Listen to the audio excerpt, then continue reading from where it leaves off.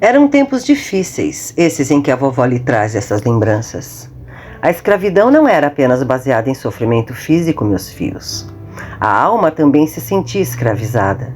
E a dor da separação daqueles que amamos pesava em nós, os escravizados, muito mais dolorosamente do que os ferros com que nos prendiam a cada final de dia na torturante rotina. E às vezes uma só oportunidade que surgisse como esperança de liberdade nos fazia esquecer quem éramos. Mas esse conto que a vovó traz hoje para vós misseis não vai falar desse sofrimento. Vai falar sim da necessidade de, mesmo em meio às dificuldades, buscar o recurso salutar da fé e agir com bondade e sabedoria. Era um dia muito frio, desses em que dormir amontoado era uma bênção. E a noite trazia ainda a força da tempestade, e a chuva caía pesada na senzala, e o vento entrava pelos buracos da parede juntamente com a água. Eu estava em meu cantinho, e assim bem juntinho a mim estava a Zefa. E sabíamos que naquele dia poderíamos prosear com mais liberdade, afinal ninguém queria ficar ali onde estávamos. E os feitores estavam já alojados em seus aposentos, assim como os capitães. Foi quando um raio iluminou tudo e o trovão estremeceu cada parede daquele lugar. Zefa se agarrou em mim, e pouco tempo após isso, a tempestade se fez ainda mais intensa e começamos a escutar a gritaria do lado de fora. E lá se foi a nossa tranquilidade, pois aos gritos entraram na senzala, nos obrigando a levantar e sair na tempestade, pois o raio caíra no enorme barracão e o fogo já ia consumindo tudo. Não tínhamos escolha, e fomos todos sendo arrastados, e mesmo sem saber como agir ao certo, íamos tentando salvar o que era possível. Foi em meio a essa situação que me vi presa com a Zefa, entre uma gigante pilha de sacas de sementes e a parede do barracão, que ameaçava cair sobre nós, e o fogo ia consumindo tudo à nossa volta. Ninguém viria nos socorrer, e então fiz a única coisa que me era possível. Me ajoelhei e comecei a clamar aos deuses para nos salvar. Foi quando mais um raio iluminou tudo, e em meio a esse clarão eu vi, lá bem no fundo, a sombra de alguém que fazia gesto com a mão para que seguíssemos na direção de onde ela estava. Fui me arrastando como podia, e a Zefa fazia o mesmo, e a grande parede caiu exatamente no lugar de onde havíamos saído. Nessa hora vi chegarem os feitores que gritavam: "Aqui não tem jeito não, quem estava aqui morreu." Pensei um instante na possibilidade de me fingir de morta mesmo, e depois que tudo passasse, eu e a Zefa poderíamos fugir. Ninguém saberia que estávamos vivas. Mas qual nada, meus filhos. O danado do feitor avistou a gente e foi nos arrastando dali para fora. E lá fora, meus filhos, não estava diferente não, pois a água vinha inundando tudo e arrastando o que encontrava pela frente. Então eu vi que o jeito era obedecer ao feitor e começar a subir para o telhado da senzala. E lá em cima já tinham tantos. E fomos subindo. E quando enfim encontramos um lugar para parar, o que vimos foi uma enorme fenda cheia de água que se acumulara ali.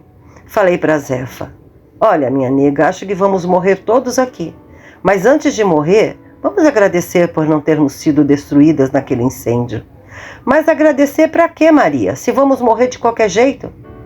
"Porque morrer de água deve ser melhor do que morrer de fogo", respondi. A Zefa me olhou e balançou a cabeça como não acreditando em nada daquilo que eu dizia.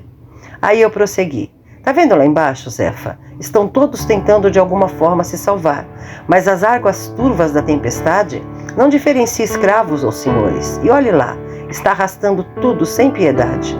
Vamos agradecer pelo privilégio de poder estar aqui em cima, porque aqui ainda é melhor do que lá. E se nos salvarmos, Zefa, essa foi a vontade dos deuses."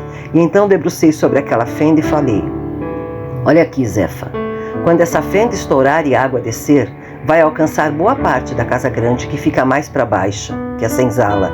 E todos aqui em cima vão ser arrastados também." "Mas então, Maria, nós vamos descer junto com tudo isso." "Sim, Zefa, é isso que eu estou dizendo. Mas se vós me ajudar, podemos ir abrir a fenda lá para o outro lado, e aí a água vai descer direto para o rio e não para a casa grande." "E eu lá quero saber de casa grande, Maria." "Pois se não quer me ajudar, eu vou chamar os que estão por aqui e vou fazer o que falei." "Mas para quê, Maria? Você está preocupada em salvar o senhorzinho e a casa grande? Deixa a água destruir tudo, que diferença faz para nós?" Pois você deveria sim pensar nisso, Zefa. Então fui me arrastando e falando para os demais, que compreenderam logo a situação em que estávamos, e expliquei para que todos ouvissem. Se a água descer para o rio, nos salvamos e salvamos a casa grande. Se não fizermos isso, essas águas turvas vão arrastar tudo. E é assim que devemos entender a mensagem dos nossos deuses, que nos ensinam que muitas vezes, para nos salvarmos, é preciso ter fé e saber que a força da natureza merece ser respeitada. E que a mesma água que molha a terra e faz florescer a vida, se transforma em água turva e barrenta quando a tempestade vem. Águas turvas, meus filhos, é essa lição que quero que vocês absorvam nesse dia. Da mesma forma que as águas turvas da tempestade não escolhem quem ou o que vão arrastar, assim também nós não devemos escolher quem deve ou não se salvar em meio à tormenta. As águas turvas são a tempestade, mas podem também ser interpretadas por vocês como qualquer situação difícil da vida.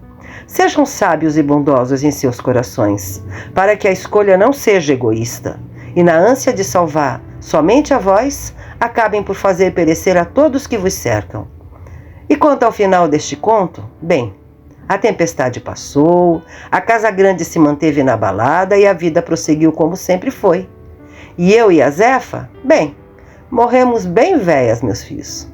Que as bênçãos de Zambi recaiam sobre vós, vocês. Vó Maria Conga.